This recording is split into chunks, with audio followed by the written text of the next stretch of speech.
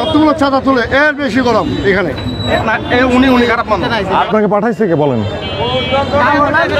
পাঠাইছে কে এটা বলেন? আপনি একাই আসেন, ওনারা নিয়ে আসেন। আমরা কথা বলি আমাদের মারতে আসে, আমরা তো টাকা দিতে হবে, টাকা না গাড়ি চালাতে পারবি না। আমরা তো টাকা না দেই, আমাদের মারধর করে আমাদের মারে মরে করে কেন? আমরা জোর করে টাকা নেই এবেলা। হ্যাঁ, আমাকে ঢাকার চাবি কেন নেই? যে চাবির ভয় তো দিতেই হইব বলে এইভাবে দিয়া যাবে। আজকে থেকে আর দিবেন, আজকে থেকে চাঁদাবাজি বন্ধ। আপনার গরিব মানুষের রক্ত চুষে কারো পেট ভরতে দেওয়া হবে না। আপনি সিগারেট টানতে টানতে যেভাবে একটার পর একটা গাড়ি দাঁড় করে টাকা নিচ্ছিলেন, হ্যাঁ অন্যায় কেন? এই অন্যায়টা কেন হবে? এই রাস্তা সরকারের রাস্তা, এখান থেকে টাকা নেওয়ার অধিকার কারো নাই। সব ধরা হবে। আপনারা কাউকে টাকা দিবেন না।